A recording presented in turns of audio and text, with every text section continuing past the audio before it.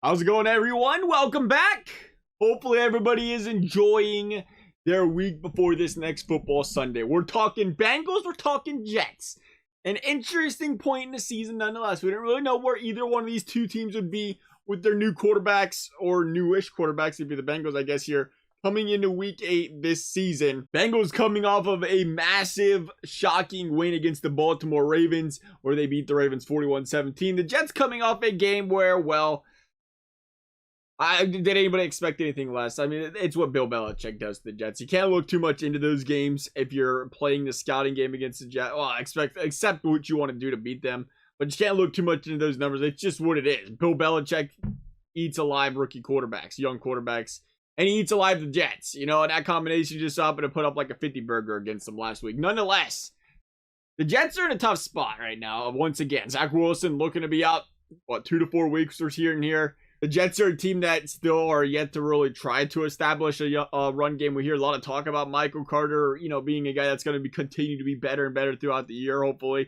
He had a pretty good game out of the backfield last week, but through the air out of the backfield. But then again, game script kind of had a lot of dump-offs going his way as well. There'd be interesting to see if they try to involve him more outside of being down by 30 points, dumping it off. Because it is an area the Bengals have been susceptible to let, teams move the football down the field with, is throwing the ball to the running back.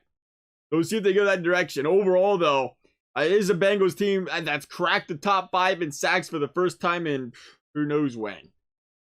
As a team this season, they're going to get to this quarterback. Again, it's going to make his first career start this week through 2 picks against the Patriots last week. Bengals might be able to make some noise on defense this week. And again, they've stuffed the run game all season. The Jets have struggled with it. It's going to be a game where he's kind of forced to throw the football if they want to move the ball down the field. I think he's going to have a hard time doing it. Meanwhile, the Bengals, the 3-headed monster out wide, and Tyler Boyd, T. Higgins, Jamar Chase, Joe Burrow, Joe Mixon. This is an offense that I don't think the Jets have, quite frankly, a chance to slow down. Kind of putting it out there. The Bengals played the Jaguars. They played the Lions and said they don't sleep on these guys.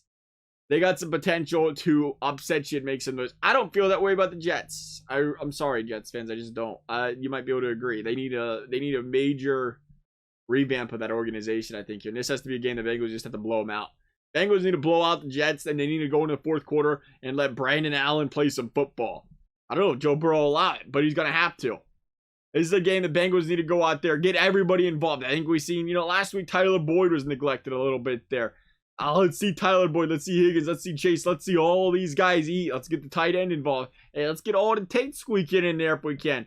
A perfect chance for everybody to feel like they're involved in this team.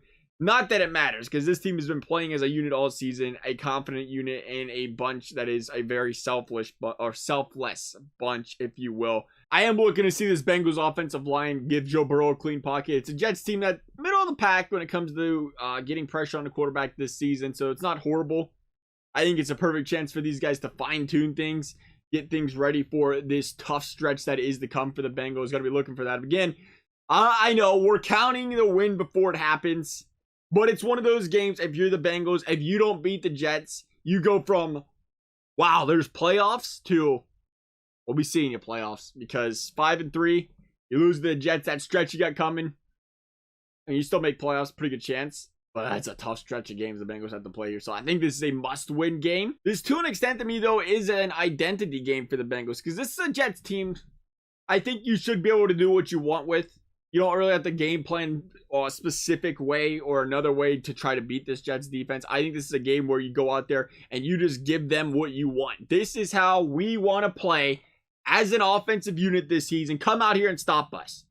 Don't game plan to throw to the tight end or just your second wide receiver or just hand it off to the running back. I want to see what the Bengals want to do as an offense if they had no restraints.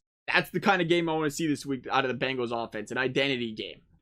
And I think it's a game you have to win with authority in convincing fashion to continue the momentum going on to week number 9 after they go bye week next week, week 9. Remember they have week 9, week 10. A bye week coming up here sometime soon. Nonetheless, we're going to say Bengals 38, Jets 17. Love you guys' thoughts. Thank you guys for watching. We'll see you next time.